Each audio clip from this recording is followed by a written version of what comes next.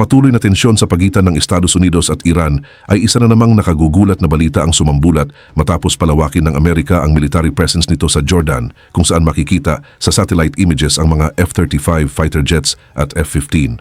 Pero bago ko simulan ay hihingi lang sana ako ng isang like at subscribe. Malaking tulong na ito sa aming mga content creator. Salamat po. Kamakailan lang naglabas ng bagong satellite images sa Jordan na siguradong ikinabahala ng Tehran.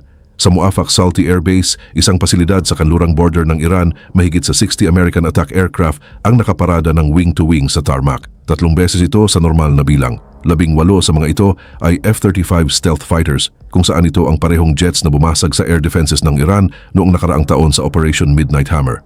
At sa mga nakaraang linggo lang, 68 cargo planes ang lumapag sa base na iyon na may dalang supplies at equipment. Hindi pa humihinto ang build-up, lalo pa itong bumibilis. At ang nakaparada sa runway na iyon ay bahagi lamang ng mga papunta sa Iran. Ang nakikita natin ngayon sa paligid ng Iran ay tinatawag bilang pinakamalaking American military build-up sa Middle East sa loob ng maraming dekada. 2 carrier strike groups, mahigit 50 fighter jets, tanker aircraft, surveillance planes at heavy lift transports ang sabay-sabay na dumidiretso sa rehiyon. Inabisuhan ng Sweden, Poland at Germany ang kanilang mga mamamayan na lisanin na agad ang Iran. Tinanong si Trump ng direkta kung iniisip ba niya ang mga strikes at sinabi niyang iniisip niya ang mga iyon. Dagdag pa niya na malalaman ito ng mundo sa susunod na 10 days. At habang lahat ng ito ay nagbubuo sa paligid nila, ang sariling military leadership ng Iran ay nagpahayag sa state television at gumawa ng statement na napakalayo sa realidad na maaaring pinakamapanganib sa buong sitwasyon na ito. Ngayong linggo, ang commander ng Iran's IRGC Navy na si Alira Raza Tanghiri ay na-interview sa Iranian state television. Sabi niya, "Gumamit na kami ng mga armas sa ibabaw, sa ilalim at sa itaas." Sabi ng interviewer, sinasabi nila na hindi raw pwedeng lumapit sa mga warships ang Iran. Sagot ni Tanghiri, "Tingnan ang starboard side ng barko at makikita ninyo kung nasaan kami." Sa mga hindi pamilyar, si Tanghiri ang responsable sa lahat ng naval operations ng Iran sa Persian Gulf, parehong waters kung saan nakaposisyon ngayon ang American carrier strike groups. At sa interview na yon, tinanong siya ng direkta kung may kakayahan ba ang puwersa ng Iran na harapin ang American warships. Sabi niya, "Oo, gumamit na kami ng mga armas sa ibabaw, sa ilalim at sa ibabaw ng tubig." Nang tinulak ng interviewer na nagsabi na sinasabi ng iba na hindi raw pwedeng lumapit sa mga warships, ay tumawa lang ito. Ang problema, ito ang parehong military na gumunaw sa air defenses noong Operation Midnight Hammer noong nakaraang taon. Tinamaan ng American jets ang mga key nuclear sites ng precise strikes at hindi sila nakapalag. Parehong Navy na ito ang subok na laban sa United States noong Operation Praying Mantis noong 1988 kung saan pinulbos ng US ang kalahati ng naval fleet ng Iran sa loob ng ilang oras na may minimal losses. At ngayon, habang nagpupunta ang commander na ito sa television, sinasabi sa mga Iranian na wala silang dapat ikabahala. Mahigit sa 60 stealth fighters at attack aircraft ang nakaparada sa runway sa kabila lang ng border nila. Ang agwat sa pagitan ng paniniwala ng leadership ng Iran at kung ano ang talagang nasa paligid nila ang dahilan kung bakit napakadelikado ng susunod na 10 days. Dahil hindi limitado ang build-up sa isang airbase lang sa Jordan, ito ay kumakalat sa buong rehiyon. Noong February 16, inilipat ng US ang kanilang aerial assets sa posisyon sa paligid ng Iran sa isang araw lang. 18 F-35 stealth fighters ang waiting sa Middle East kasabay ng ilang KC-135 Strato tankers, mga aerial refueling stations na nagpapahaba sa oras ng paglipad ng jets nang hindi kailangang lumapag. Kasama rin ang surveillance aircraft ginawa para sa intelligence gathering at reconnaissance sa teritoryo ng Iran. Iyon ay isang araw lang. Kinabukasan, dumating pa ang mas marami. Maraming F-16 Fighting Falcons ang inilipat kasama ang halos kalahating dosena ng F-22 Raptors, pinakamodernong air superiority fighter ng Amerika. Sumunod ang mas maraming tanker aircraft.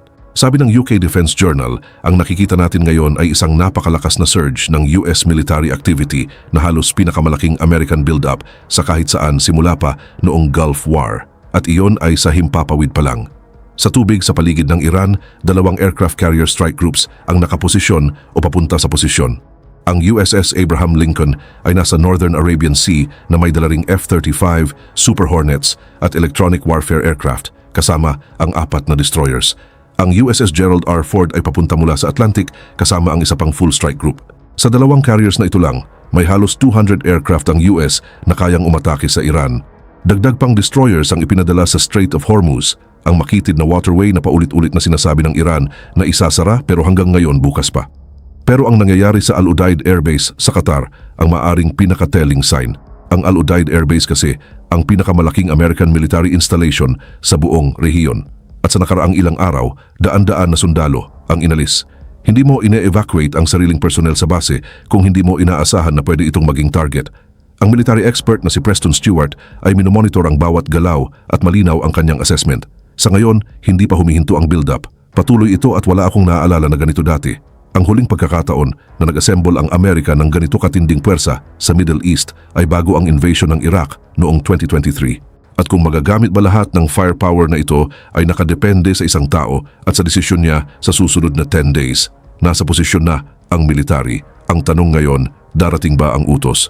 Sinabi na ni Trump publicly na iniisip niya ang strikes pero lumampas pa siya doon.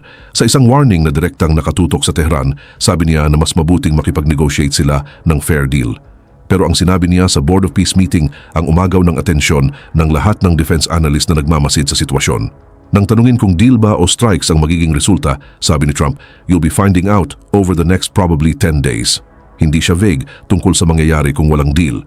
Ipinahiwatig niya na masama ang mangyayari. At sa likod ng eksena, mas malalim ang planning kaysa sa alam ng karamihan. Ayon sa Reuters, ang US military planning sa Iran ay nasa advanced stage na may mga options na lampas sa simpleng pagtama sa nuclear sites. Kasama sa options na ito ang pagtutok sa specific individuals sa leadership ng Iran at sa ilang senaryo, pagbabago sa buong leadership structure. Alam ng Iran kung ano ang nagbubuo sa paligid nito at naghahanda ito. Makikita natin kung ano ang hitsura niyan dahil ipinapakita nito kung gaano talaga kalala ang problema nila. Pero una, ang timeline, sabi ng CNN, na-brief na ang White House na pwede nang magsagawa ng strikes ang US kahit ngayong weekend. Sabi ng security analyst na si Brandon Vick, "I think this could be a 48-hour warning. I think they're going in now." Sabi naman ng Times of Israel, may 90% chance ng military action sa mga susunod na linggo. Kapag ang isang presidente ay nagbigay ng 10-day window, nasa posisyon na ang carrier groups at na-brief na ang White House sa weekend readiness. Hindi ito mga threats para sa kamera lang, ito ay isang timeline na itinakda. At ang ginagawa ng Iran para maghanda ay nagsasabi sa iyo ng lahat tungkol sa kung paano ito magtatapos. Hindi nakaupo lang ang Iran para makita kung ano ang mangyayari. Naghahanda ito. Ipinapakita ng satellite imagery na nagmamadali ang Iran para protektahan ang natira sa nuclear program nito. Sa Talagan 2 facility, mga 18 miles mula sa Tehran, pinapalibutan ng concrete ang buong site at sinisimulang takpan ng lupa. Sinusubukang protektahan ito laban sa American bunker-busting bombs. Iba pang sites, kasama na ang Parchin, ay ginagawa rin ng parehong treatment. Literal na sinusubukan ng Iran na ilibing ang nuclear program nito bago dumating ang bomba. Sa military side, may firepower ang Iran, tinatayang 2,000 ballistic missiles, at ang leadership ay ngayon hinahati-hati ang command structure sa buong bansa para magpatuloy ang military kahit tanggalin ang ilang commanders. Naghahanda ang Iran para sa pinakamasama, pero mas malalim pa ang problema ng Iran kaysa sa paghahanda. Ang air defense nila ay nabigo na noong Operation Midnight Hammer at wala namang senyales na nag-improve sila mula noon. Ang Navy nila ay hindi pa nasubok laban sa ganitong force mula pa noong 1988. At alam natin kung paano natapos iyon. At narito ang Strait of Hormuz, ang card na laging binabanta ng Iran. 20% ng oil ng mundo ang dumadaan dito, pero narito ang problema sa banta na iyon. Kapag isinara nila, tataas ang global oil prices at ang ekonomiya ng Iran na crippled na ng sanctions ay mas lulubog pa rin. Sabi ng Wall Street Journal, maaaring sinusubukan ng leadership ng Iran na mag-buy time sa pamamagitan ng Geneva nuclear talks.